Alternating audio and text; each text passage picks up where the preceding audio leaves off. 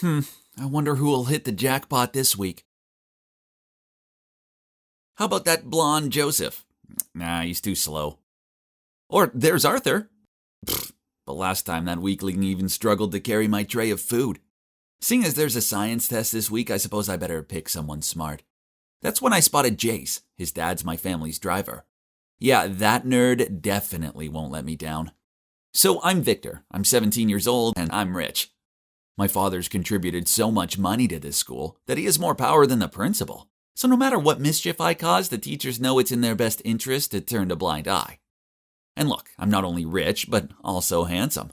Everyone wants to be my friend. Everyday girls chase after me, but tough luck for them. I'm already dating the hottest girl in school, Jessica. As for the boys, it's only fair they get to spend time with me.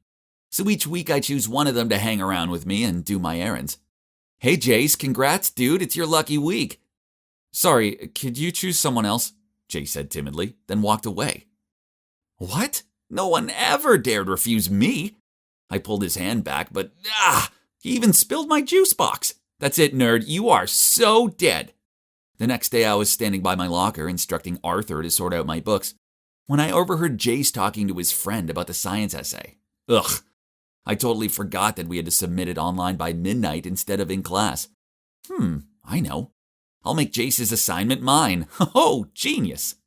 That afternoon I told my PE teacher that Jace was on duty. So she made him go tidy up the gym after class. Meanwhile, I went to his laptop and copied his work. Well, essay, done. Easy peasy. A few days later, the science teacher called the two of us to the office and asked why our assignments were identical. But hey, not only had I submitted it first, but I also had my foot on his neck. So of course I got to keep my A and Jace got an F. Ha! After school, Jace followed me to the car. Then when I was about to get in, he leaped in front of me and slammed the door shut. You're a cheater. You stole my assignment. Nah, I'm the one who has to say that. I submitted it first. Hearing us arguing, Jace's father stepped out of the car and frantically apologized to me for what his son did. You should know who you are. Your dad's just a servant, which makes you nothing. I smirked. Then I snatched the key from his dad's hand and jumped in the car. I'll get home by myself today. Bye, losers. That nerd had ruined my mood, and now I needed to cheer myself up with some fun. Oh boy, that party was awesome. As I passed through a tunnel, I turned the music volume up to max and swayed along. Suddenly, I looked up to see a truck whizzing towards me, so I swerved just in time and crashed into the road railing. Jeez, what the? I mumbled, then got out of the car. Anyway, I left my car there and got an Uber home. But hang on. Why was everyone driving on the left side of the road today instead of the right? Maybe the combination of alcohol and dizziness was making me imagine stuff. I opened my eyes and stretched out my arms. Ouch! This wasn't my room. In my drunken haze, I must have wandered into someone's shabby home. I rushed out of there and ran downstairs to find my mom and dad in the kitchen having breakfast. Victor, hurry up, else you'll be late. Oh, don't forget you're helping your mom out in the grocery store after school. What's with all this role-playing? Where am I? Terrified, I ran outside to check. What? The address is correct, 138 Riverside, but my house was a magnificent mansion. What's this hovel? Surely this is just some dream, right? I rushed back into the house and shouted, Mom, Dad, what's happened to our mansion? Son, are you dreaming? Haha, us rich enough to have a mansion. Now that's an unlikely thought. Now go change your clothes and I'll take you to school. No way. This was just a bad dream. Which often ends when we reach another location, right? Maybe when I get to school, everything will return to normal. Oh, school looks exactly the same. I was so relieved. I walked along the corridor and greeted people. Huh? Why were they blanking me? Ugh, have they forgotten who's the boss around here? But never mind, there's my honey bunch Jessica. I ran over to her and kissed her cheek. But I hugged my cheek in shock. My head was spinning, then suddenly someone nudged me from behind. It was Jace? I grabbed his collar. How dare he mess with me right in front of Jessica? Get your hands off my boyfriend. You're Jace's choice this week, so mind your attitude. Jace chose me? Who do you think you are?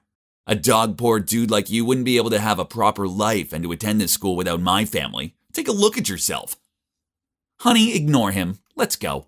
Jessica rubbed his arm and then they both left. I stood there dumbfounded. What on earth was going on? I felt like I tumbled into an alternate universe. I slapped myself in the face to snap out of it. Ouch! Why wasn't I waking up from this nightmare? This all started with that tunnel, right? If that was the door into this world, then it would also be the door out of this insanity. So I got in a cab to go back there. But wait, where was the tunnel? I made the driver go back and forth a few times, but it wasn't there. Then I ran out of money for the ride back, so the driver just left me there. Bewildered, I wandered around aimlessly till I reached a grocery store, where I spotted my mom working. Gosh, my mom, who always had servants around, now had to work her butt off? I couldn't bear seeing her like this and rushed over to help her. The next day I woke up early and thought that I'd choose a decent outfit to go to school. Well, life has to go on, so while I'm still stuck here, I should at least play my part. But, this version of me has terrible fashion taste. And look, now I've turned into a real nerd. I need to change it up a bit. When I arrived at school and opened my locker, there was a list of orders from Jace. What? Clean all of the dirt off his sneakers? This was nonsense. So I threw the piece of paper into the trash. Then out of nowhere, Arthur quickly picked it up and whispered into my ear. Dude, I suggest you do as Jace says. Why? He's ridiculous. To keep the peace. No one actually likes him. We're only nice to him because we don't want any trouble. And seeing Jace approaching, Arthur hurried away. Over the next few days, I saw it firsthand. People sucked up to Jace, but then behind his back, they were mean about him. He walked around like he ruled the school. He even got one kid expelled just because they reported him when he cheated on an exam. Such a spoiled brat. Also, Jessica was such a gold digger. One time I caught her flirting with one of those basketball guys. I even overheard her say, if Jace wasn't a rich kid, I wouldn't look at him twice. He's just an ATM to me. Hang on, if Jess thought that about Jace, then did she think the same way about me when we were dating? So all this time, Jace never had a real friend, just like me before. Honestly, he was detestable, but pitiable at the same time. After that, I noticed that Jess kept on giving me these flirty looks. I didn't want any trouble, so I ignored her. Then one time when I was in the hallway, she stormed over to me and yelled, "Why are you avoiding me? No one ever rejects me." I was trying to stay away from her. Then, from nowhere, Jace appeared throwing a tantrum. "What's this about?" I didn't have a chance to explain as Jess immediately rushed over to Jace. "Honey, he keeps approaching me. He won't leave me alone." "It's not like that. She's using you." I looked at him in panic. "Parking lot, 3:30 p.m. You'll pay for messing with my girlfriend." Then the two walked away, hands in hands. So after school, I nervously went to the parking lot. He threw the car key at me and sneered, "Drive! You better do as I say or else I'll make sure you're expelled." It didn't look like I had much of a choice. So I decided to go with him to find out what that maggot would do. He made me drive him home. Simple enough. But then as soon as I opened the door, my dad appeared, and in a pleading voice said to Jace, "Please, sir, don't have my son expelled." "Dad, what are you doing?" "Apologize to him at once, no matter what the reason is." Dad looked at me with steady eyes. Jace sneered at my dad and said, "How about you take the blame so we won't get expelled?" Then he threw a bunch of money at my dad's face. "You're fired." I shouted at him, "You can't treat people awfully just because you have money." "Victor, stop. You're wrong." "Please, I saved you from the accident, so please forgive my son." Then Dad pulled one trouser leg to reveal his artificial leg. That was the first time I saw my dad cry. Wait, this reminded me of what happened last year. I was being such a jerk to this guy that he purposefully drove towards me for vengeance. But Jace's dad darted forward and pushed me out of the way. I know he was badly injured, but as an insouciant boy, I didn't think it was a big deal. Whoa, I really was so arrogant. I expected everyone to bow down to me, and I actually thought everyone wanted to be my friend, when in actual fact, I had no true friends at all. My head felt like it was going to explode. I wanted to run away, so I jumped into the car and drove away without thinking. I stopped the car when I saw it, the tunnel that had changed my life. Suddenly, this blinding light shone straight into my eyes. The next thing I knew, both me and the car were gravitating towards the light. Huh? Where am I? It looks like a hospital. Then I heard a yelp of delight and someone held my hand tightly. Oh, it was my mom. "Thank goodness you're awake," she said, as tears streamed down her cheeks. "Mom, Dad, why am I here?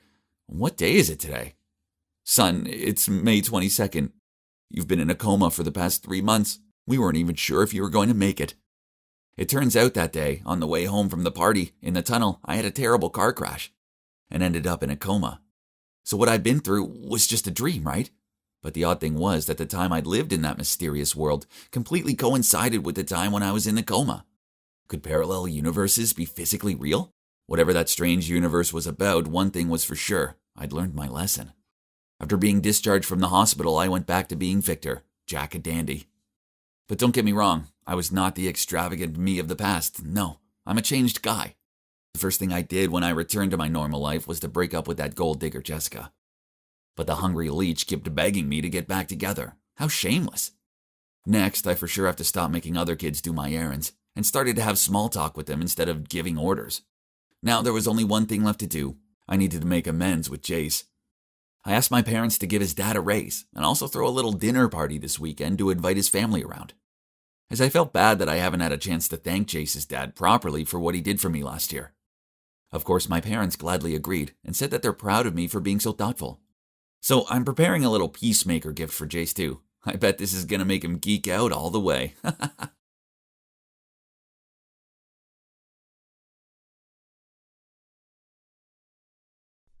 Earth to Autumn, quit staring at my lame-o brother and listen to me. I turned and looked at her. Boy, I hope I wasn't blushing. Yeah, sorry, I muttered out. She shook her head at me.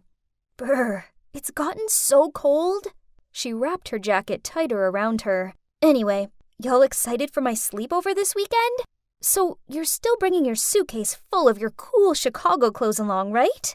Sure. It'll be all yours. I smiled, unable to stop myself from trying to spot her brother out of the corner of my eye. And you promise you'll set up alone time for me and Seth whenever I winked at you? I confirmed. Course, you can count on me. Just no kissing in front of me. Yuck. So I'm Autumn, and I'm a Chicago girl now living in small-town Texas. You see, after the first lockdown was lifted, we moved here so my parents could take care of my granny. Now, I'm at a new school, but luckily for me, everyone seems nice. Especially this girl who sits next to me in French class, Lillian. She's never been out of Texas, so she loves hearing my stories about the Sky Deck and the Lollapalooza Festival. Better still, she has the hottest twin brother ever called Seth. He's cuter than Justin Bieber. I could just stare at him all day. Texas is known for lots of things. Scorching hot weather, barbecues, and rodeos. But snow is not one of them. Weirdly, this winter, a snowstorm was expected. And naturally, Lillian was as excited as a little kid on the eve of her birthday. Ugh, to cold weather. I was done with it. But I could hardly turn down a sleepover when Seth would be there, could I? This was the perfect opportunity to get closer to him. I mean, no single guy could reject a girl who confesses their feelings on the first snow day, especially not one from sunny Texas. I could be his real-life snow princess. Lillian then started rambling on about all her weekend plans. Her over-the-top anticipation was so funny. I mean, it was only snow, but I suppose for a girl who didn't even own rain boots, this was as important an occasion as Thanksgiving. I might not have been a jitterbug of excitement at the thought of seeing snow, but I was eager, and albeit a little nervous, to see Seth. We all would spend a weekend together in Lillian's family's holiday cottage, and no parents around. Yep, an adult-free zone. That sounds like heaven, right? That morning, Trevor and Lillian came to pick me up. Lillian was extra hyped upon seeing my massive suitcase of winter clothes that I've promised her. And she alone was able to throw it in the car's trunk with zero struggle. She must love it a lot, huh? Oh yeah, sorry. I forgot to mention Trevor. He's this nerdy boy in our class, as well as a good friend of Seth. Everyone knows he has a crush on Lillian, but it's obvious she doesn't like him. She just wanted an errand boy. So it wasn't too surprising that he would join us on this occasion, and that he would voluntarily drive Lillian, and me too, I guess, to the place. Okay, before you ask, Seth has already arrived at the cottage since he had to bring over food and prepping stuff. So, don't worry, you'll get to meet your Prince Charming soon. Lillian playfully nudged me. I tried my best to pretend to be unfazed by her joke, but just the thought of Seth made my heart race all over again. We arrived at a beautiful wooden house just outside of town. I excitedly opened the door and ventured inside, trying to find Seth. Oh, there he was, out in the backyard, toasting marshmallows. And how adorable he looked in that sweater! But, oh, he wasn't alone. Another girl was sitting next to him. Seeing my confusion, Lillian led me outside. Autumn, this is our cousin, Charlie. Lillian pointed at the girl. And here is Seth, in case you didn't know. She teased me. Jesus, Lillian, keep it low-key. She left me as red as a tomato again. Then she winked at me and shooed us two to go inside to prepare drinks and salad, while she and Trevor took care of the barbecue. So we did. And then I even helped Seth decorate the place with these cute twinkling lights. Romantic, right? Well, it would have been if Charlie wasn't here. She wouldn't leave him alone for a second. She didn't help out. She just sat there painting her nails. Ugh, geez, couldn't she get the hint? So when Seth went to the bathroom, I walked up to her, and forcing a smile, I said, "Hey, it's boring in here. Why don't you go outside?" "Nah, I'm good." She studied her newly painted nails. Lillian needs private time with her friend. Besides, Seth isn't comfortable around strangers. What? I went to the same school as him, so I was hardly a stranger. This girl was ruining my plans. Ugh, no, she was ruining my life. So far, my night wasn't exactly going to plan. Not only wouldn't Charlie let me anywhere near Seth, but she was acting weird around him. She actually took the bun off his burger and squirted sauce on it. Jeez, what was she, his mom? Then there was Trevor, who looked absolutely petrified as Lillian, on being attacked by some insect, clung to his arm. Huh? I thought he liked her. Whatever. I needed alone time with Seth, so I winked over at Lillian, but she just gave me this vacant look. I tried kicking her under the table, but she moved her foot away and still seemed oblivious. I'd had enough of this, so I went inside to make a hot chocolate. I heard footsteps behind me. Thinking it was Seth, I turned around ready to flirt. But, oh, it was just Trevor. When you go back over to your sweet Lillian, please tell her I don't have something in my eye. Instead, I was trying to make eye contact with her. Trevor grumbled out, "Tell her yourself. She's not my Lillian. I came here for another reason." Hey, why so grumpy all of a sudden? Jeez, I was just joking. He paused for a moment before he said, Autumn, I like you, but Lillian just told me you like Seth, so I can't wait. Confused, I replied, Hold on, so you're telling me that you like me, not Lillian? Yeah, but your Seth plan will never work. Enough. I don't like you, now leave me alone.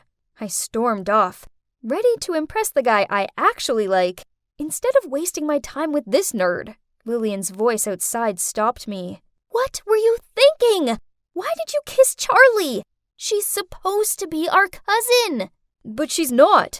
And chill. Autumn isn't around anyway. Seth shrugged. She could walk out at any moment. We made a deal, so don't mess it up, else I want my money back. What the? I felt the anger build up inside of me. I'm pretty sure smoke was coming out of my ears. I was about to walk out there to confront them when a hand pulled me back. I tried to tell you, but you didn't listen. Lillian is playing you just for your Chicago closed suitcase. She loves it. And Seth is dating Charlie. They're both parts of Lillian's plan. She's paid them. Wow, this hurt. There I was thinking I had a great new friend and a potential new boyfriend, but it was all a trick. And for what? A suitcase with a few nice coats in it? I was deliberating what to do next when my phone beeped. It was a weather update. Turns out, the snowstorm was predicted to come sooner and be far worse than originally expected. Then all of our phones started buzzing. It was our parents. They told us to stay inside no matter what, and to make sure we closed all of the doors and windows. The storm soon arrived with vengeance. At first, the others seemed fascinated with staring out of the window at the snowflakes. Not me. Nope. I was just annoyed I couldn't escape these fake people and go home. We gathered around and set up a den in the living room. It was all okay until the phone signal started to go on and off. Then the internet went off completely. Lillian actually let out a scream and banged her phone screen when she realized her latest Instagram photo hadn't finished posting yet. Poor Trevor had to comfort her. It was time to make this night interesting. So smiling, I said, "I know what will take your mind off it. Let's play truth or dare." Then I cuddled up to Seth and in a soft tone spoke. "Seth, the storm is really freaking me out." He gave an awkward look but replied, "It's cool. I'll look after you."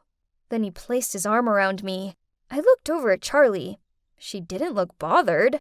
Huh? That was odd. So when it was my turn to ask Charlie a truth, I said, "I heard Lillian got that scar on her knee during a family trip. Could you tell us that story?" Lillian flustered out, "OMG, Autumn, your questions are so lame. You're wasting your turn." Charlie looked stunned at first, but then she quickly pulled herself together, laughed, then said, "Yeah, Lillian's a goofball and trips over all the time. That time, we kids were having a soccer race, but Miss Competitive over here overdid it and ended up falling flat on the ground." Okay.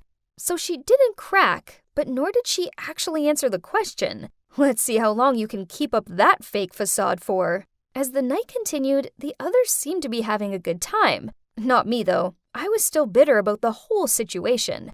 I was made to look like a fool by not only my friend, but also my crush, and his silly little GF. The annoying thing is if Lillian had just asked me, I would have let her keep whatever she wanted anyway, because I thought we were friends.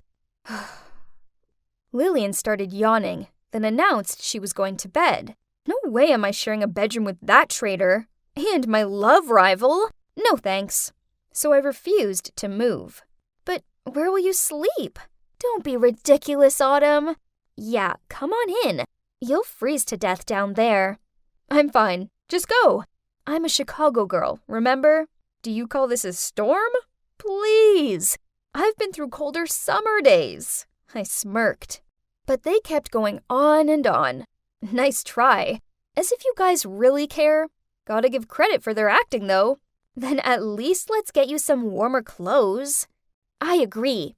But her suitcase is still in Trevor's car. I have an idea." She winked at me, then yelled up the hallway, "Seth, could you please help Autumn get her winter clothes from Trev's car?" "Are you mental? It's freezing out there. And pitch black. You girls are so annoying." Eventually, Lillian and Charlie gave up trying to persuade me and threw me a blanket. Finally, some alone time away from those fakes. I curled up on the couch and took a deep breath to fall asleep. Only half an hour later, I was still tossing and turning. I had a lot on my mind, and the wind outside was howling. At that point, I pretty much had my head between my knees, trying to preserve my body heat. Jeez, it has for sure gotten colder. Then suddenly, I heard 3 consecutive knocks on the door. A chill ran down my spine. I must have misheard it, right? I held my breath to listen, and there came another 3 knocks. Oh my gosh, who could it be at this time? And in these conditions? "These need to be washed by hand." Kelly threw a pile of clothes on the floor. "And be quick about it!" "Hey, I'm Maya, and that bossy girl is Kelly. Although we live in the same house, we aren't siblings. You see, when I was just a baby, I was adopted by a loving old couple. They lived on a farm in the countryside. Their kids had grown up and left home, and they were both missing the lively energy that only a child could bring. One Sunday at church, they saw the priest raising a baby girl and offered to help. So that's how they ended up taking me home and bringing me up as their grandchild. They were the nicest people, and they showered me in nothing but love and kindness. I'm always more than grateful for them. We lived together happily until one day, when Grandpa was in the orchard, he collapsed. Sadly, he passed away. Grandma was never the same after that. She'd lost her soulmate. Her health also deteriorated, And then one night, she called me into her room, and gripping my hand, she said, "Sweetie, you brought so much joy into our lives. Without us, life could be tough. But don't worry, we're always with you. When I'm gone, go find my old purse hidden in the broken tractor in the back barn. We've saved up a little bit for you. Our little Maya have to live your best life.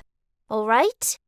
Then, before I could ask her any more about this, she closed her eyes, and just like that, she'd left me forever.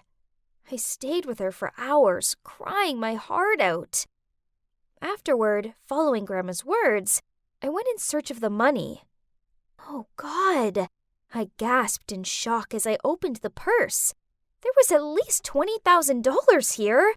How did my grandparents manage to save up such an amount of money? I knew they were thrifty, but this was way too much. After that, I moved to Columbus to live with my grandparents' daughter, Mrs. Madison, and her daughter, Kelly. So you're wondering what I did with the money, right? Well, I keep it hidden here, in this crack in the roof. Oh, someone's coming. Your room is disgusting. Anyway, Kelly and I are going out, so make sure you clean everywhere before we get back. I expect it to be spotless. I gave a weak nod and watched her totter away. This wasn't a new occurrence. Every day, they'd mess up the house, then force me to clean it. I know, I was basically the real-life Cinderella. But it's okay. As soon as I turned 18, I'm gonna leave this place anyway and start living my own life with my money.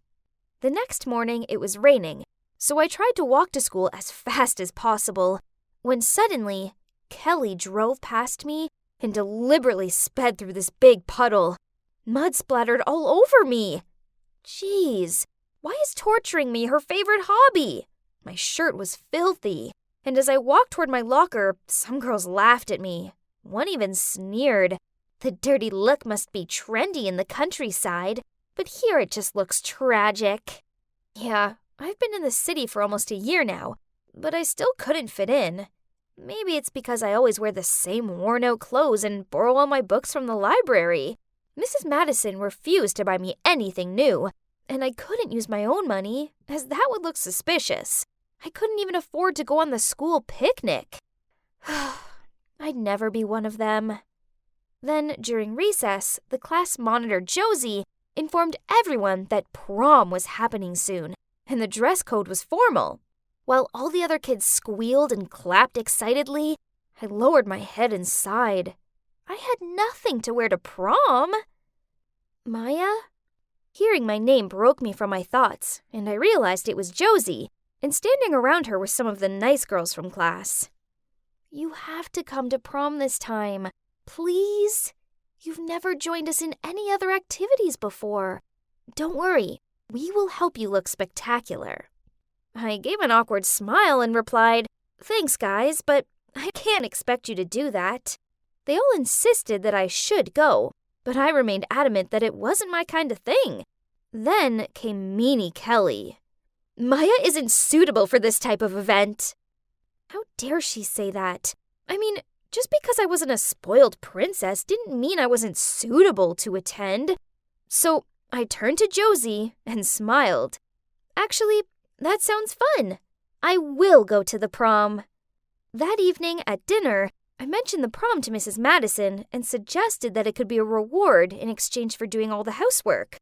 She coldly replied, "You live under my roof rent-free, and now you expect me to do housework for you too? Or what, Your Majesty?" Then she turned to Kelly, smiled, and asked, "Darling, have you decided on a prom dress yet?" Then Kelly showed her mom pictures of gorgeous dresses on her phone while throwing smirks at me. Ugh! I couldn't sit around looking at Kelly's smug face anymore. This time, I definitely had to go to prom and be prettier than her. So that weekend, I went thrift store shopping with Josie, and after looking in about a dozen stores, Josie lifted up this really pretty blue gown. It had a tear down the side, but I knew I could easily sew that up and thrift flip it a little. I'd seen people do that on YouTube. The night of the prom, Josie did my hair and makeup, and I showed up in the dress. I felt like a real-life princess, and everyone was looking at me and giving me compliments, while Kelly stood there with her arms folded and a sulky look on her face. Then this boy called David walked over to me and started talking. Turns out, he was the new senior here. All the girls had their eyes on him, including Kelly, who walked over and tried offering him a drink, but he snubbed her and continued talking to me, leaving her standing there in silent anger before storming out of the prom. I had such a wonderful night with my new friends. I arrived home in a great mood and was happily singing to myself. But this instantly changed when I saw Kelly sitting there waiting for me. Such a thief! Now, don't tell me this fancy dress just fell down on you from the sky! Kelly shouted at me. I insisted that I hadn't stolen anything, so she dragged Mrs. Madison to the living room and asked her to check if she had lost any money recently. Mrs. Madison said no without thinking at first, but when she read Kelly's face, she started to fake complaining about some $100 bills missing from her purse, and the two started to jump on me. Ugh! Unbelievable! I ran up to my room and tried to shake away the negative thoughts and think back to how happy I was at prom. Then, as usual, I checked my hiding spot. Huh? What was that noise? I looked towards the stairs, but no one was there. It was probably just the house creaking or something. The next day at school was amazing, as loads of kids stopped and talked to me. Then, when I got home, I went up to my room and double-checked my hiding spot. My heart plummeted in my chest. The purse! It had gone! I frantically searched for it. Then I remembered hearing something last night, and there were only 3 of us in this house. Could it be? Furious, I ran into the living room where Mrs. Madison and Kelly were watching TV. I shouted at them, "My money! I want it back right now!" In an unconcerned tone, Mrs. Madison replied, "What money? What are you talking about? Oh, I see. So you have your own money all along and have been keeping it for yourself? Poof! What an ungrateful brat! Mom lets you live here even though you aren't actually family, and now you're accusing us of stealing? I knew they'd taken my money, but what could I do about it? I had no choice but to go back to my room and cried as I looked at old photos of me with my grandparents. The next day at school, I really wasn't in the mood for lessons. During recess, I was just staring out of the window in despair when I heard a cough, so I looked and saw David there. "Hey, Maya." He smiled at me. "Are you okay? You seem kinda down." "I'm fine." I gathered up my stuff and left. I know he was only being nice, but I wasn't feeling like small-talking right now. Then, after school, Kelly made me carry her heavy backpack home. I had no energy left to argue, so I glumly did as she asked. That's when David drove up alongside me and asked, "Hey, that looks heavy. Do you need a lift?" I nodded and got into his car while forcing a smile to thank him. He asked, "Maya, what's up? You can talk to me, you know. I'm a good listener. Promise." He's so sweet, and I instantly felt safe around him. We chatted a lot and started hanging out more and more after that. We took walks through the park and had lunch together. I found myself growing closer to him, but not in the way you might think. No, more like a brother. Then, a few weeks later, when Mrs. Madison made me clean up the mess in the house that she'd made again, I found something under her bed. The old purse that Grandma had left me. And the money was all gone! I stormed downstairs and slammed the purse onto the kitchen table. But Mrs. Madison shrugged. "It was my mother's purse. Therefore, that money belongs to me. You obviously stole it from my poor elderly parents." Kelly backed up her mom with her annoying tone. "Wow, how low do you have to be to con a sick old lady into giving you her life savings? Grandma left it for me, not you! You two are monsters!" I screamed at them, took the purse, and went up to my room. I started to pack, then I was leaving here once and for all. Only, when I went to try the door, I couldn't open it. OMG, they'd locked me in! Worse still, in all the drama, I'd left my phone downstairs, so I couldn't even call David for help. The next day, Mrs. Madison let me out, but only on the condition that I did all the housework, and from now on, I wasn't allowed to go to school or anything like that. And if I broke this rule, she'd make sure I ended up in trouble for stealing the money. So, it is what it is. I had no choice. They've caught me on a string. One afternoon, I was out front watering the flowers when Mrs. Madison shouted out from the living room, "No! Not the roses! Water the ones over there! You useless girl!" Then suddenly, I felt someone yank my arm. It's David. He was worried about my absence, so he came to check on me. "Maya, there's someone I want you to meet." Then he signaled me to follow him.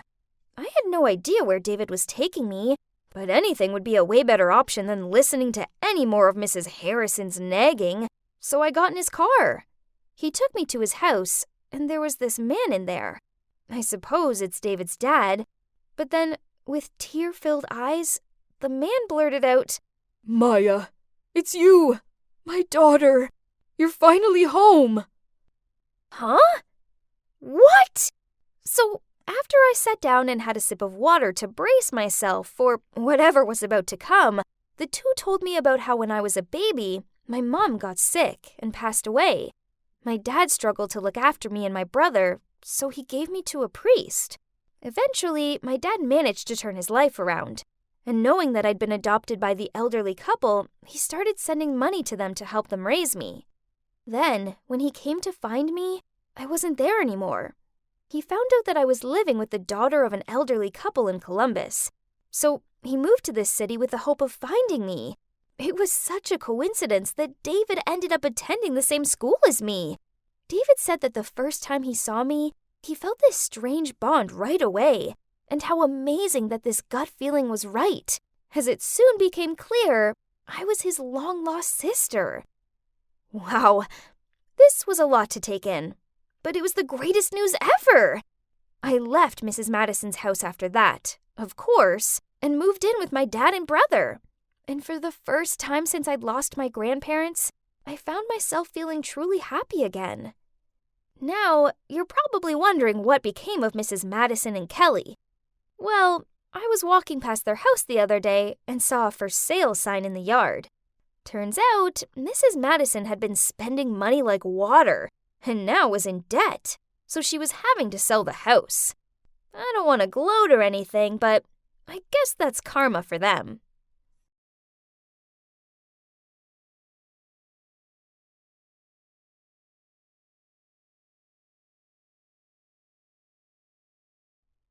Five, 6, 7, 8. Wow, honey, you're so good. Oh no, now I'd lost count. How long had she been standing there for? Oh, sorry. I didn't mean to startle you. Can you teach me some moves? I hesitated, but I didn't want to sound mean, so, sure, Carol, come in. I'll show you some of the basics. I did some simple moves for her to follow, but, oh man, she was awful. Seeing an out-of-shape, middle-aged woman attempting front lunges and high Vs isn't something you see every day. But I did appreciate that she was putting the effort into getting to know me. Oh, sorry. You must be wondering why I was calling my mom by her first name. Well, she's actually not my mom. She's my stepmom. You see, my mom passed away when I was 10. Then last year, when I turned 15, Dad started seeing someone again with help of a matchmaker, and he thought it was important for me to have a mother figure, and that's how he ended up marrying Carol. I enjoyed having bonding time with Carol, but it quickly became kinda uncomfortable. She watched me practice my cheerleading moves every night, started up conversations about the boys at my school, and she insisted on binge-watching TV series with me. Yeah, you all must know how awkward it is having an adult sitting next to you while there's some romantic kissing scene on the screen, right? Jesus, I needed my privacy. Then one time, I arrived home from school to find her in my room, going through my makeup. Donna, sweetie, how exactly do you use this? Okay, so this was a bit too much. She's crossing some lines here, messing around with my stuff without asking, but I couldn't bring myself to get mad at her either. You see, Carol is the definition of an ideal housewife. She's such a kind-hearted woman, and she always kept the house immaculate and cooked delicious meals. Maybe she spent so much time doing this that she didn't have any time to take care of her appearance? Hey, everyone deserves to feel beautiful, right? So I showed her how to apply makeup. Carol, you do so much for Dad and me, so I think it's about time you treated yourself. How about we go to the mall tomorrow? I would love to.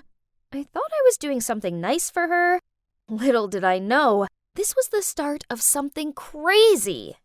The next day at the mall, I took her into a clothing store where women her age shopped.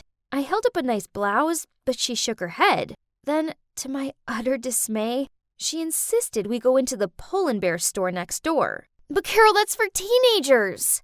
But she still marched us in there. Then she pointed at an outfit and asked me if I could try it on for her. I wanted today to be about her, not me.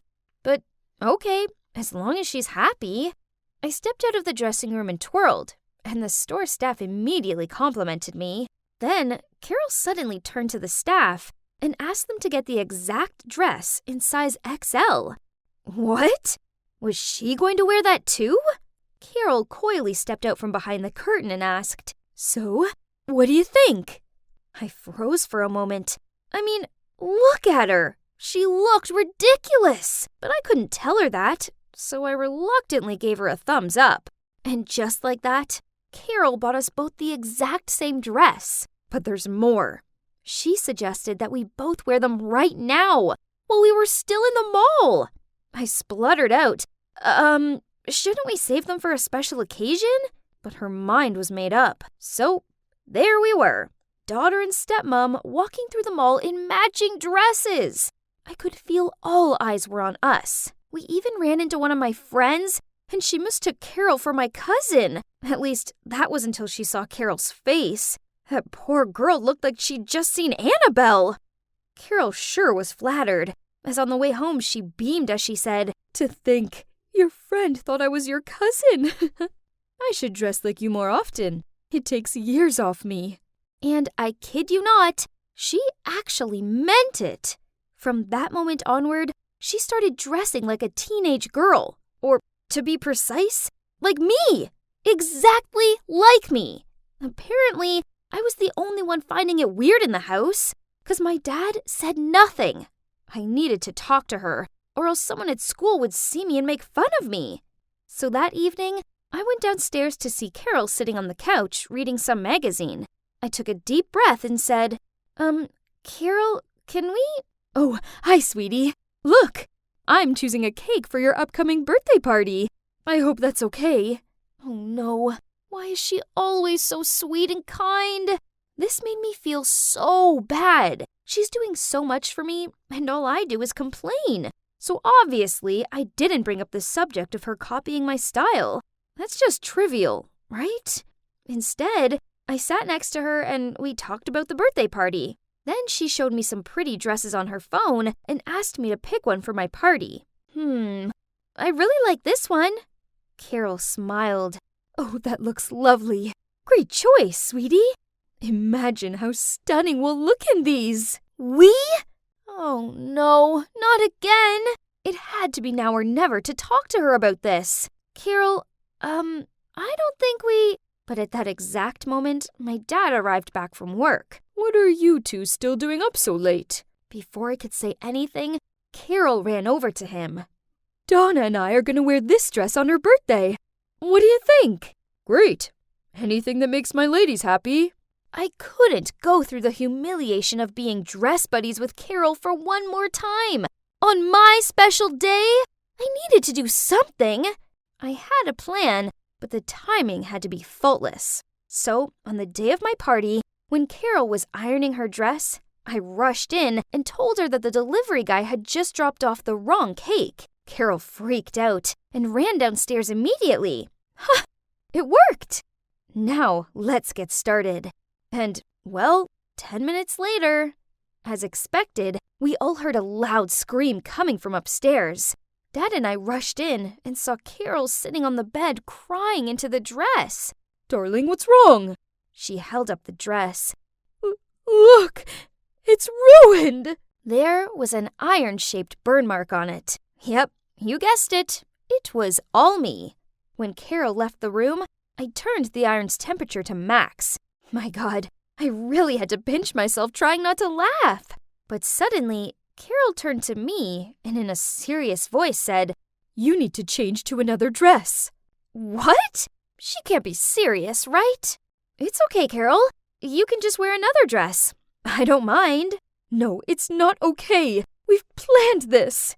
Go get the blue one that we both have. Listen, I don't think we should dress the same. It's just weird. Then my dad jumped in.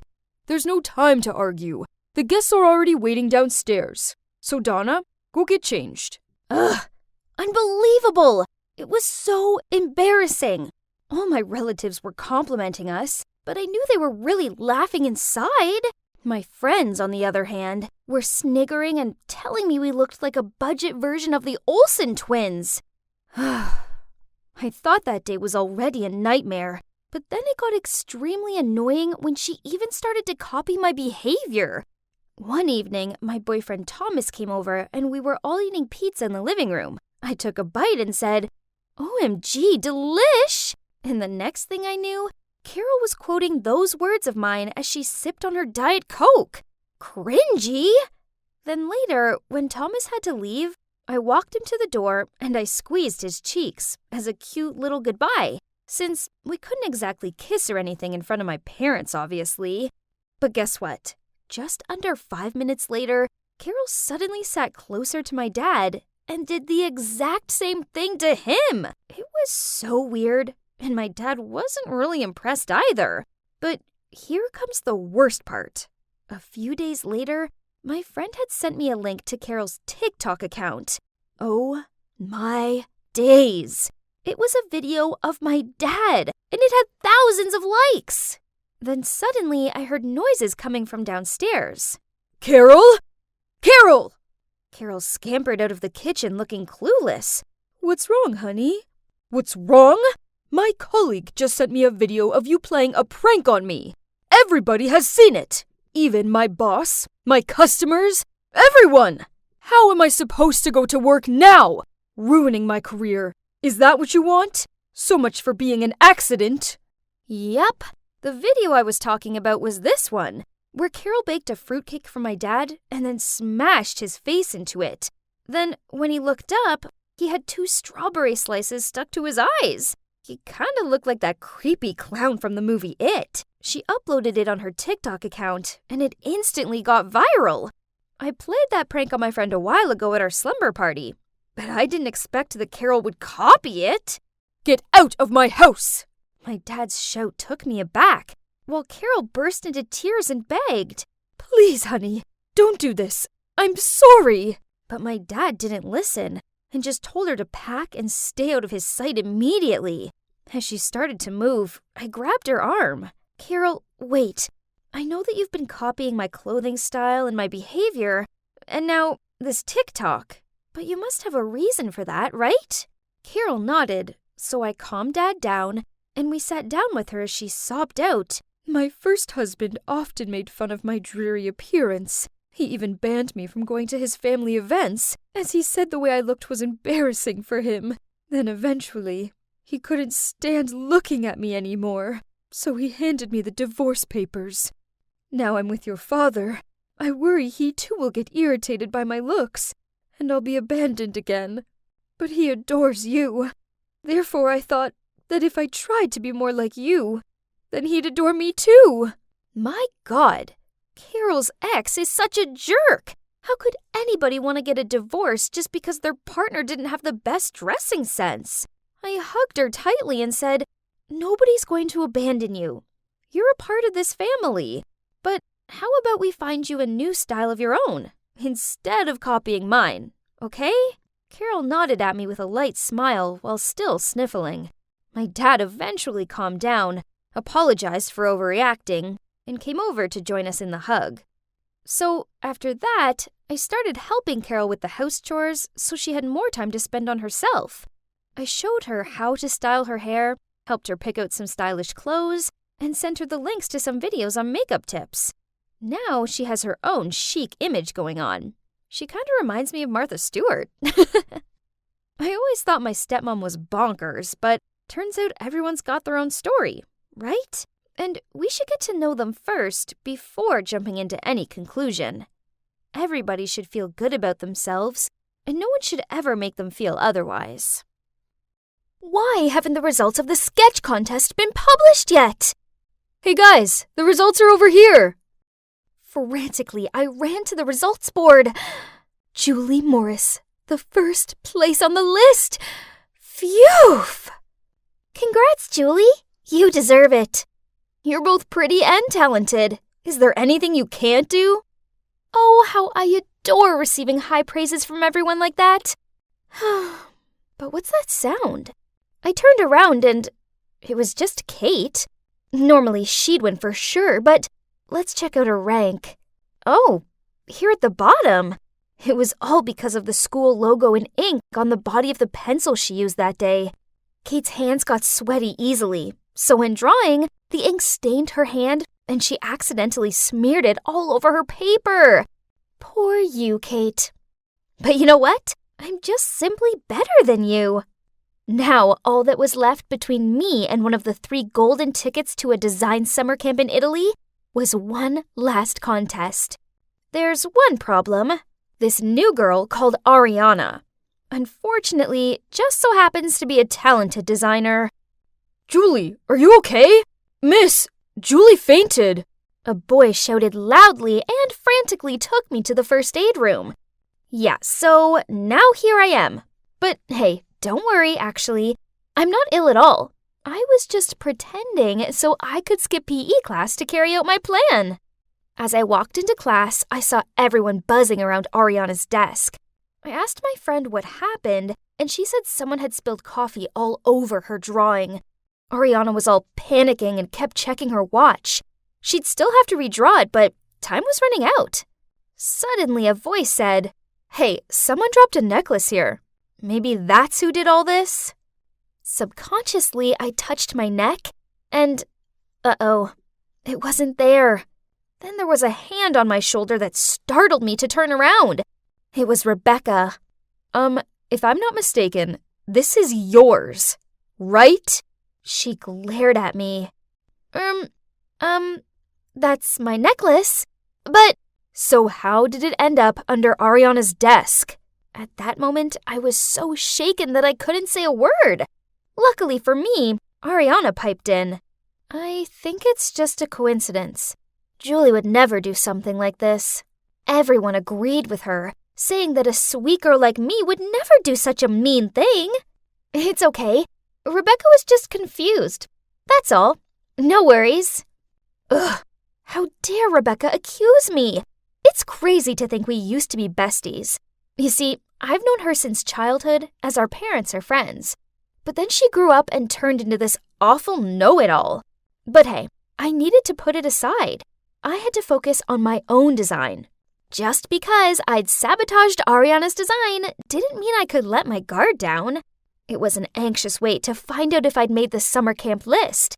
Though I shouldn't have to be that stressed, as of course, I was in.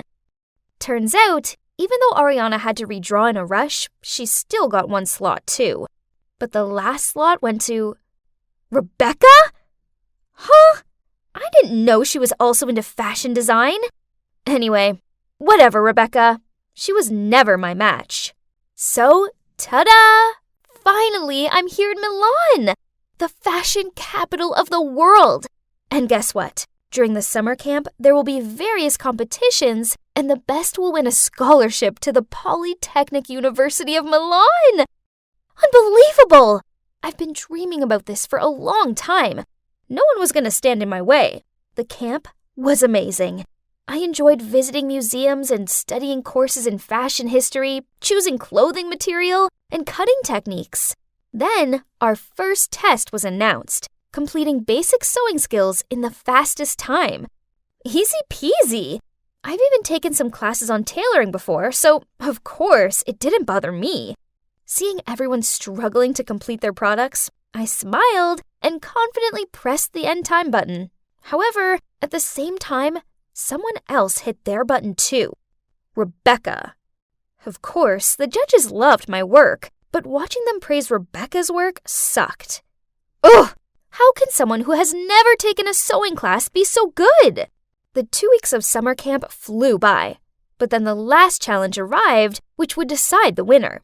Each candidate got a large piece of cloth, and this is all we would be given, which meant no room for mistakes. Everyone was trying to focus and design with maximum intensity. I glanced at Rebecca, who seemed to almost be finished with the dress. And to be honest, her white dress looked quite simple but elegant. Suddenly, it got me anxious. Ugh! Since when did she become such a pain in the neck?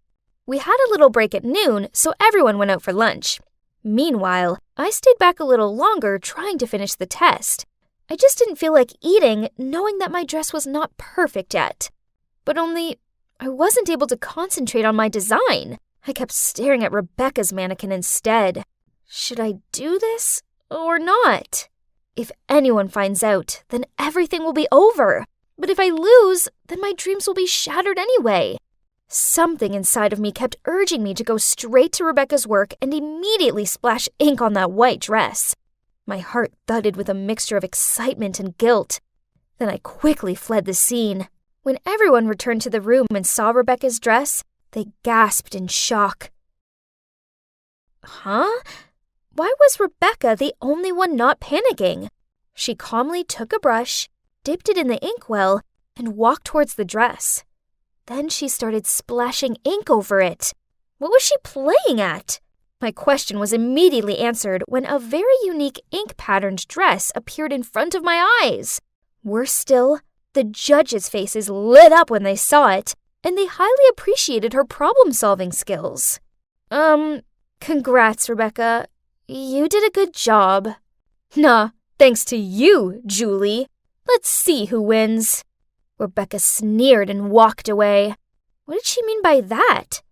Did she know that I was the one who did it?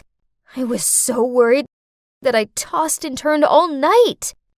Hey, Julie, wake up. You can't be late for the last challenge. Oh, hi, Ariana. What are you saying? Uh-oh. Hang on. How come it was still the 23rd of July? Had I dreamt it all? But it was so strange. Things actually happened exactly like that dream. The ink incident with Rebecca's dress, and her quick thinking to rescue it. Anyways, keep calm. I couldn't let this scholarship slide. I couldn't be that girl that lost out on my dream to someone else. The shame would be unbearable. After finishing the design, each of us would have a model to present it. At that point, I made a crazy decision. Right before the performance, I quickly followed Rebecca's model to the restroom, locked the door from the outside, then put the out of service sign in front of it. When all the contestants settled down to watch the show, Rebecca still didn't turn up. Well, maybe she was still busy looking for a substitute model. Give up yet, Rebecca? I was laughing to myself when my thoughts of victory were interrupted by applause and whistles. Huh? On the catwalk, is that Rebecca? Wearing her own design? Ariana whispered into my ear. Rebecca is stunning. She totally deserves this scholarship, right, Julie? What? How could Rebecca surpass me again? Hey, Julie, wake up. You can't be late for the last challenge. What? It's still the 23rd of July? Hang on. This meant Rebecca hadn't won yet, and I still had a chance. This time, I decided not to mess up Rebecca's dress. Instead, I looked up online some ideas to improve my own design, and I discovered a wonderful design on a fashion blog, which was quite similar to what Rebecca was doing. Ha! Turned out Little Miss Perfect was just an idea thief. So I decided to design the exact same dress, and 1 hour right before the show, it was time to pull the trigger. I reported to the judge that Rebecca stole my idea and claimed myself to be the owner of that blog. But instead of any sign of panic, a smirk lit up on Rebecca's face as she turned to me and said, "Game over, Julie." Then she went straight to the judge. I didn't know what she told them, but they disqualified me right after. Excuse me? I couldn't breathe or think or anything. I pointed at Rebecca and yelled, "She's the thief! There's something wrong here!" Then Rebecca calmly approached me. "Nice try, Julie, but your dirty tricks won't fool me. I know it was you that ruined Kate and Ariana's projects. And guess who is the real owner of that blog? Yep, me." I stared at her in shock as she continued to talk about the real reason why she stopped being friends with me. She said it was all because of my jealousy, which had turned me into such a mean girl. "Julie, you're beautiful and talented. You need to believe in your own abilities instead of sabotaging other people's work. Don't be that type of person." I woke up sweating. I reached for the phone and it was still the 23rd of July. Ugh! Would this day please be over already? But maybe this was good, as this meant I had a chance to put things right. Lunchtime arrived, and I lingered behind and looked at Rebecca's perfect dress. I hovered my hand over the ink bottle, but then I left it where it was. Sighed, then walked back over to my own dress. So, what happened? Well, Rebecca still won, but you know what? It's okay. I tried my best, I didn't cheat, and, well, Rebecca's dress was a worthy winner. After the competition, I saw some of the other girls congratulating Rebecca, so I walked over and tapped her on the shoulder, and giving her a sincere smile said, "I just wanted to say congrats. Your design's amazing." "Thanks, Julie. I really love your dress too. Your stitching was so precise." Okay, so I didn't win, but I did learn a valuable lesson. I should always give 100% in what I do, instead of wasting so much time and energy trying to ruin things for other people. Oh, and about that time loop, I put it down to competition stress. I think it must have made me feel like I was stuck in a dream world until I learned the error of my ways. Finally, I've found inner peace, and I'm finally out of that dream. I have to admit, I did whoop when I woke up, and it was finally the 24th of July. This was my first ever day at high school, and naturally, I'm owning it. I mean, who wouldn't want to befriend someone as beautiful and friendly as me? By lunchtime, I already had loads of new friends, and everyone flocked around me to hear stories about my amazing life. I soon became super popular at school. I was the gorgeous, enchanting blonde beauty. Do you know what the best part was? Boys started noticing me too. Even the captain of the basketball team, Mitch, took a liking to me. It makes sense. I mean, obviously, the best-looking boy in the school is going to be interested in the best-looking girl. And guess what? He's following me on my way home right now. Stalking me much, huh? Just wait for it. It seemed like my new life here in this school was going to be awesome. Well, Mandy. That was not an easy question, but you answered it perfectly. Great work. See, I'm not just a pretty face. I'm also one of the smartest students in the school. My admirers grew and grew. It seemed like everyone wanted to spend time with someone as perfect as me. Here, I was telling my new friends about how at first, people sometimes misjudge me, as I come from a well-educated and extremely successful family. My parents are super wealthy individuals who encourage me to always be the best version of myself and strive hard to never let them down. Hey, Mandy, pardon me, but how come you never wear designer clothes or use anything expensive? She looked down at my tatty-looking sneakers. I see why it might seem a little peculiar, but you see, I dress this way because my parents value the importance of being humble. That's also how I live. Goodness is better than beauty, right? Then I pulled out my phone and showed them the grades from my last school. Everyone gasped at me for being so excellent. I was loved, admired, adored. But of course, being this amazing meant that there's just gotta be quite a few kids being jealous of me. I mean, I suppose I couldn't blame them. After all, I dazzled like a diamond, while they were just dull and ordinary. One time after an exam, as soon as the teacher left, this girl called Layla stood up and said, "Mandy cheated. I saw it with my own eyes." I saw it too. She checked her phone during the exam. Everyone was gasping in shock. Right at that moment, the class president, Marshall, shouted, Hey, quit it! We all know Mandy's a great student. There's no way she cheated. "Huh, that's what I'm talking about. Layla and Susan must be bursting with envy that their petty plan to ruin me didn't work." And the class president, he came out of nowhere to protect me. He must be another one of my many admirers. But, sorry, Marshall, I'm way out of your league. A girl like me needed a handsome, rich, mature kind of guy. These boys at school are cute, but they're just boys. They're beneath me. One time I was in a rush and didn't have time to search my locker, so I accidentally took the wrong textbook with me to class. Seeing my mistake, Layla and Susan immediately jumped in. Uh-oh, what's this? We thought Miss Perfection here never messed anything up. I didn't even have a chance to say anything, as this Beth girl spoke up. "Hey, cut it out! Who doesn't make mistakes once in a while, huh? Here, you can share mine." Oh, wow, this girl was kinda nice. It was good to have an ally to deal with Layla and Susan. So, at lunchtime, I joined Beth's table. We started chatting, and she was clearly fascinated by how amazing my life was. Great, now I had a faithful sidekick. "Hey, Beth, help me do the homework for today, okay?" Again?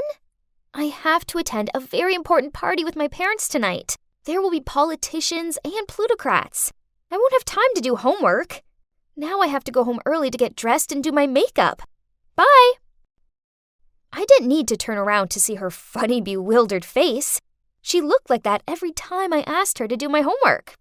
But it was worth it. Right, Beth? She got to hang out with the hottest prodigy in school. Me! So a little bit of extra homework was a small price to pay for such a privilege. You know, to me, that homework was nothing. I just didn't have time for it. I had to admit that having Beth around was very convenient. She made sure my grades stayed top of the class, leaving me time to play polo, go to the golf club, and attend charity functions with my parents. She also let me borrow her dresses, bags, makeup, and this super cute pair of high heels.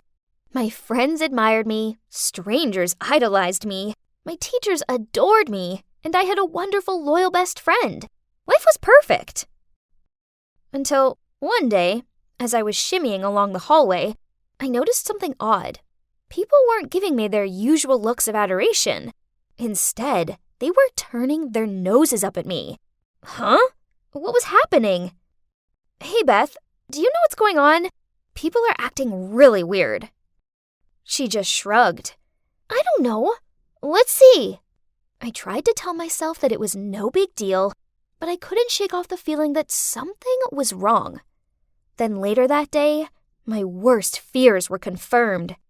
As I entered the classroom, Marshall came over to me and waved his phone in my face. "Good game, Miss Perfect. Turns out you're just a big fat liar." I looked at his phone and saw a long post with a lot of photos attached. There's a big title saying, "The Truth About Mandy the Liar," and each photo came with a caption. Mandy's house is actually very ordinary. She lives with her grandparents. There are no luxurious mansions or wealthy parents. When Mandy just came to the school, she made friends with everyone, bragging about her fame, fortune, and popularity. "I don't know who she is. So what if we just shared the same path to the bus stop? Who said that I intend to get acquainted with her?" Her transcript from her old school isn't even hers. She's just photoshopped her name on it. Every time she stood up to answer a question or take a test, she cheated, so she got a good grade. God, all this? How did they know? It felt like my heart had lodged in my throat, and my mind was spinning. My eyes blurred when I saw Layla and Susan approaching me. I stared at them in shock. "Mandy, honestly, we don't hate you. It's just that we realized your stories were ridiculous, so we decided to find out the truth. That's right, but you sure did cover your tracks. We couldn't find a thing. Hang on. So who found these pieces of evidence? I did! Right at that moment, my so-called best friend appeared, followed by the homeroom teacher. Mandy, I know you think I'm some desperate wannabe you can control, but no! I soon worked out that everything you said was a lie, so I gathered evidence to prove it. Everyone was gawping at me with disappointment. I felt completely overwhelmed by the situation. This couldn't actually be happening. I pinched my arm. Ouch! It was as painful and as real as what was going down before my eyes right now. Beth continued, "It's not good for you to live a lie like this. Who even are you?" Ah! Reality images started flooding into my mind, making my brain feel like it was going to explode. I grabbed my head and ran out of the classroom. When I opened my eyes, I found myself in the hospital. The homeroom teacher was sitting next to me, and my grandparents were also there. They all looked very disappointed. Mandy, the principal was very angry and was about to expel you. But it was Beth and her friends who convinced him to let you stay. What? Beth? But she was the one who exposed me. Noticing my surprise, the teacher continued. After seeing your reaction, Beth realized that perhaps you had a psychological problem, so she convinced us to help bring you to the hospital for diagnosis. I looked up at my grandparents. They were all in tears. Unexpectedly, I burst out crying.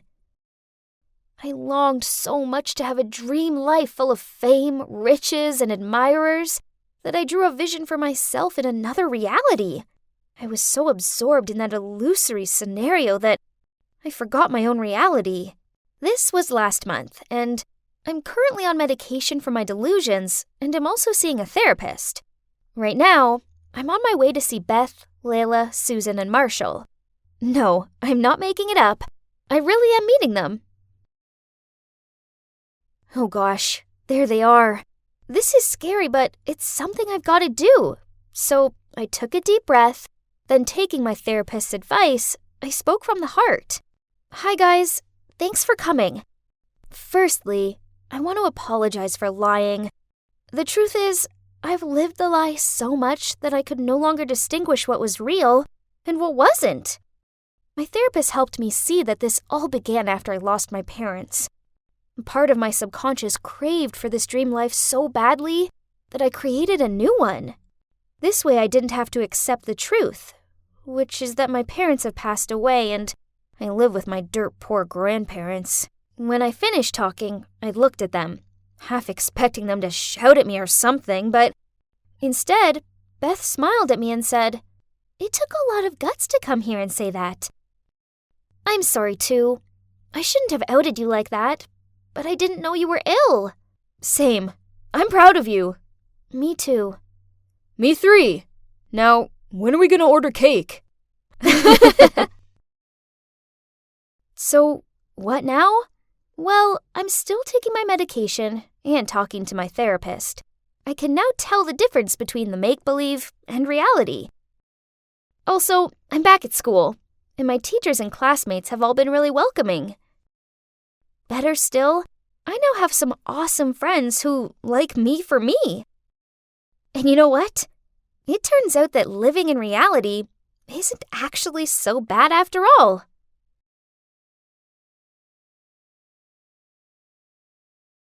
She's so pretty, just like a real-life Barbie. I wish my hair was as shiny and blonde as hers. This is what people think of me. But all I ever wanted was just to be a normal teenage girl, like everyone else. You see, ever since I was little, I stood out with my platinum blonde hair and turquoise eyes. People have always said I look like a Barbie. Hey, some of them even call me Barbie. My mom's always been super proud of my looks. She used to put me in princess dresses and sign me up for kids' talent shows, which I more often than not won. This led to media attention, and soon I was invited to model for some big brands. Back then, I was super excited about this. I loved all the praise and pampering, but unexpectedly, It was that early fame that made me gradually lose my freedom. Nora, go get dressed. Quickly. I'm not showing up late for Anna's party. Yes, Mom, I replied as I reluctantly grabbed the clothes my mom had laid out on my bed. Nora, your natural hair is so beautiful. Before I even had a chance to reply, Mom was in there bragging about my natural blonde hair. Natural? Yeah, right. So it has nothing to do with the fact Mom makes me bleach it once a month? She made a huge deal a few months ago when she noticed my hair beginning to slightly darken. Then Mom dragged me from person to person, boasting to them about my achievements. Ugh! This was so tedious. So, when she was absorbed in convo with some guy, I sneaked over to the food table and grabbed a slice of cake. I was about to put it in my mouth when suddenly, from behind, my mother's stern voice resounded. Nora! Put that down this instant! Huh? It's just a small piece of cake. I was hardly going to balloon up after eating it. Then, without giving me time to argue, she snatched it out of my hand and said, Eat that, and you'll have to skip dinner and do cardio for 1 hour to burn all those calories off. Do you still want it? Geez, there's no point arguing with Mom. So I grabbed my drink and went to the corner of the room. I was fiddling with my glass and feeling totally fed up when suddenly a guy came up to me and almost caused me to spill my drink. Oh my God, it's Philip, the hottest teen model in the scene right now. Sorry, are you Nora? I've heard a lot about you, but why are you standing here all alone? It's because I'm not really into parties like this. So we're the same. Then we started chatting, and before Philip left, he asked for my number. After that, he texted me every evening. Talking to him was so much fun. He was just so sweet and thoughtful, and he always sent me the funniest memes. How cute! One day, while we were chatting, he texted me, Can I invite you to dinner? Let's say tomorrow evening? Was he asking me out on a date? Yay! But I had to ask Mom's permission first. Mom, do you remember Philip, who we met at Anna's birthday party? Can I go to dinner with him tomorrow? Sure, I'll drive you there. No need, Mom. Philip will pick me up. No, I said I'll take you. No matter what I said, Mom still insisted, and if I didn't follow, she wouldn't let me go. Jeez. This was a date, not a fashion show that required a manager. The next evening, as soon as I walked down the stairs, my mom was at it again. Oh my, what are you wearing? Before I had a chance to reply, Mom pulled me into my room, took out a bodycon dress, and said, You put so much effort into looking this way, so you may as well flaunt it.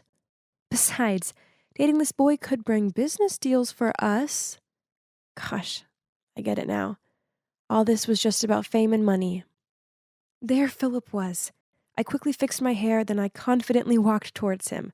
But when I had just sat down, before I could even greet him, out of nowhere my mother appeared and asked the waiter to arrange another chair for her. Philip gave me this bewildered look, but I didn't know what was going on either. Mom, what are you doing? We've always been together. You don't mind if I sit here, do you? No, not at all. Philip smiled awkwardly. Ugh, this was so embarrassing. When the waiter appeared with the menus, I was actually glad of the distraction. But, oh no, I didn't even have the chance to open the menu, but Mom had already finished ordering for us both. Grilled salmon with salad and no dressing.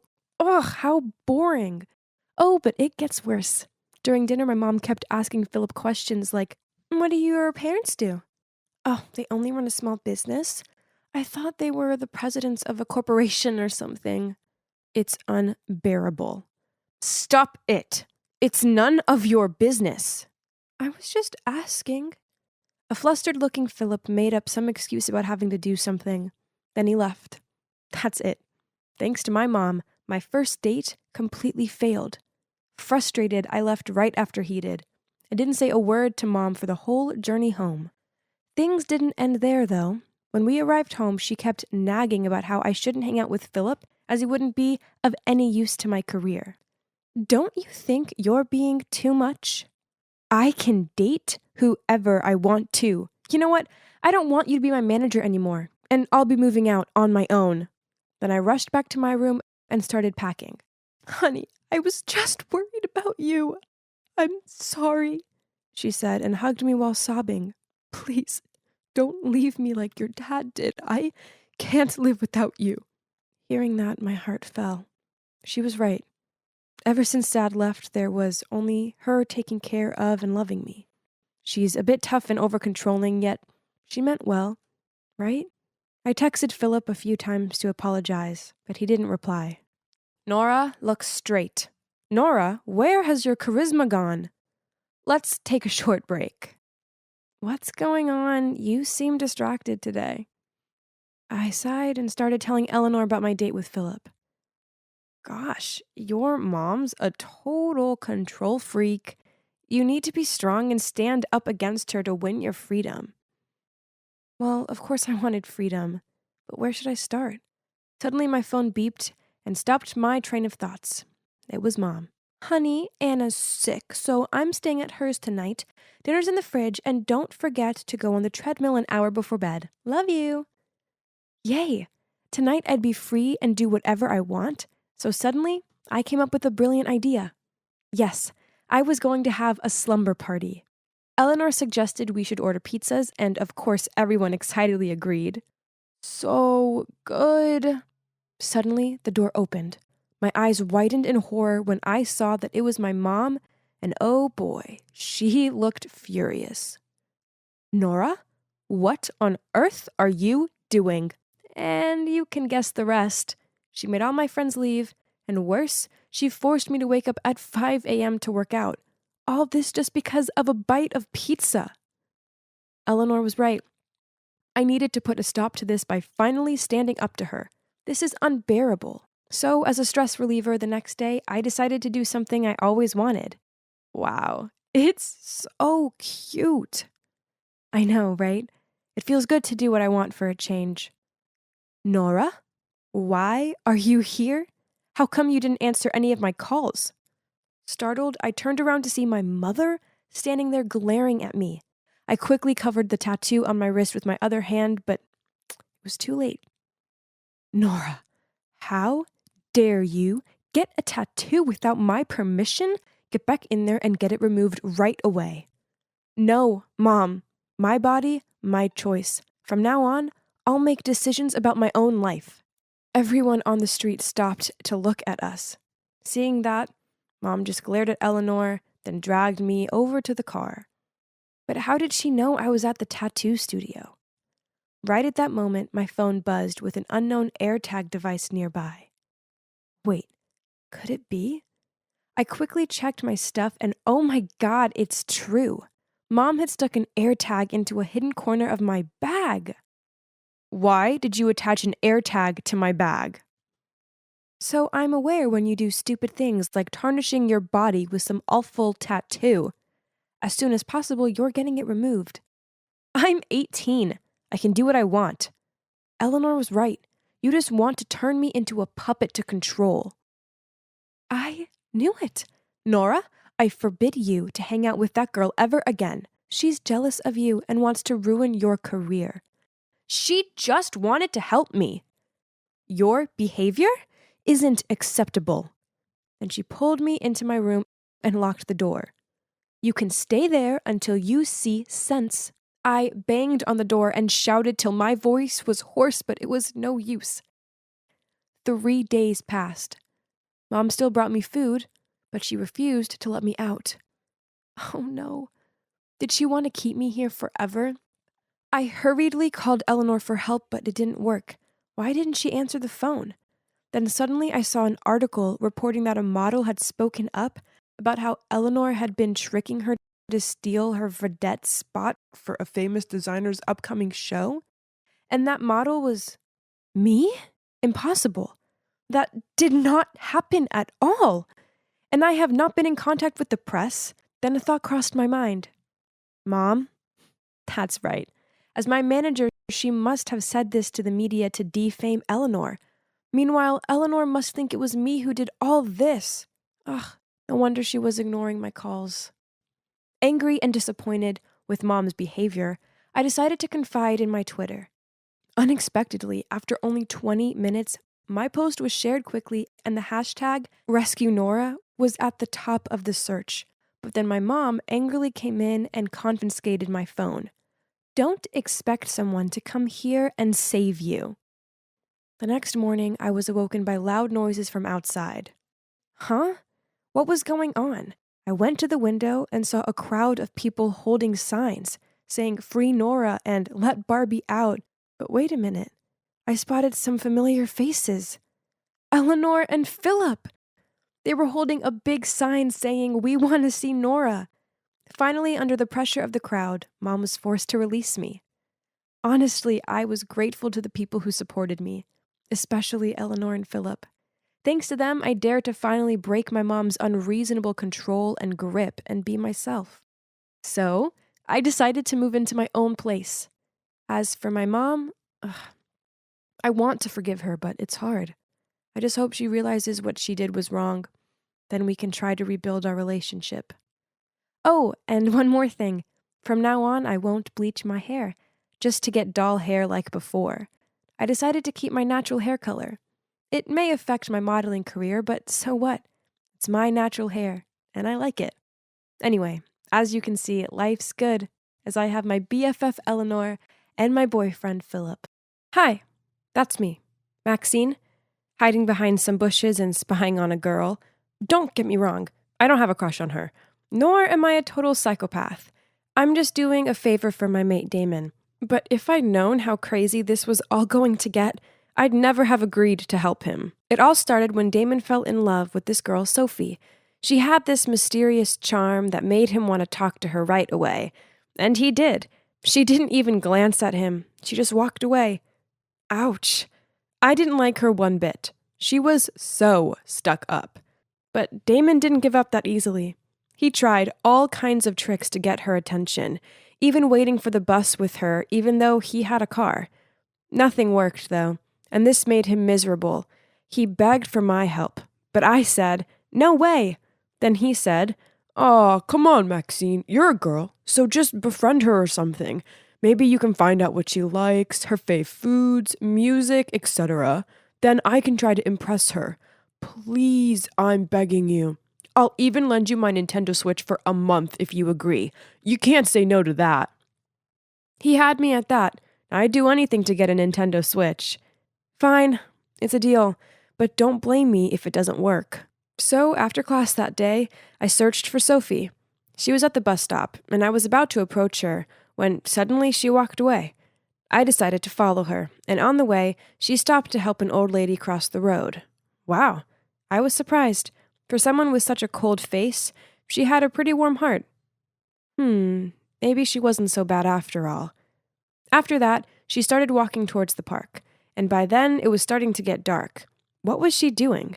She sat down on a bench in a creepy part of the park, almost like she was waiting for someone. I hid behind a bush so she wouldn't see me, but I was totally freaked out. Suddenly, 2 guys appeared and started talking to her, but they didn't seem like her acquaintances. Oh my gosh, she looked panicked. I had to help. I quickly shouted, "Help! Officer, please help! There are 2 guys bothering us!" Obviously, there was no officer, but it worked. The 2 guys ran off, and I rushed over to make sure Sophie was okay. She was surprised to see me, but then she hugged me and thanked me for saving her. Her whole body was shaking. She must have been terrified. I walked with her back to our dorm, and she told me how she liked to come to the park at night because it was so peaceful. I told her it was clearly dangerous and that she probably shouldn't go alone anymore. Then we exchanged numbers, and after that we became quite close. Close enough. That was a few days later. I told her Damon had a big crush on her and asked if she'd maybe go on a date with him, but she just shook her head and said she wasn't ready. Her eyes looked sad, so I didn't push it any further. Maybe she'd just gone through a bad breakup? I didn't ask her again, but one night I was heading to her dorm for a movie night when I heard 2 people fighting. It was Sophie and some guy, and she was crying. It looked like the guy was about to hit her, so I ran over and said, "Hey, what the heck do you think you're doing? Leave her alone or I'll call the cops." He just laughed at me and said to Sophie, "We're not done yet." Then he stormed off. I asked Sophie if she was okay and who that guy was. Then she told me how he was her ex and that he kept trying to get back together with her, but she wasn't interested. As she told me this, she started to cry and said, "Because of him, I've become so scared and anxious. I'm even too scared to sleep at night." I felt so sorry for her and told her I was here for her and that she could call me anytime. Well, maybe I shouldn't have said that because that's exactly what she started doing. Every night she'd call me and we'd end up chatting until 3 a.m. I was so exhausted, but I wanted to help her. She seemed so anxious all the time. Damon knew we chatted a lot, but he'd stopped asking about Sophie. It seems he'd lost interest and was more worried about me looking like a zombie from The Walking Dead. "You seriously need some sleep, Maxine. Leave Sophie be. She's clearly got issues. It's probably best to not get too involved." Easier said than done, though. But that night I decided not to answer her call. I went to bed early, and when I woke up the next morning, I had about 20 missed calls and 50 texts from her. Oh my gosh! Some of them said she was so lonely and that I'd abandoned her. Then one said, "If you don't pick up, then I will end it all." Okay, this was crazy. I immediately called her, but she wouldn't pick up.